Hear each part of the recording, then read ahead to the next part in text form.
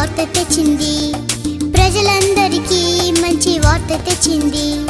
లోకరక్షకుని జన్మ చాటి చెప్పింది, లోకరక్షకుని జన్మ చాటి చెప్పింది. ఆకాశంలో కొత్త చుక్క పుట్టింది, వింత వింత కాంతులు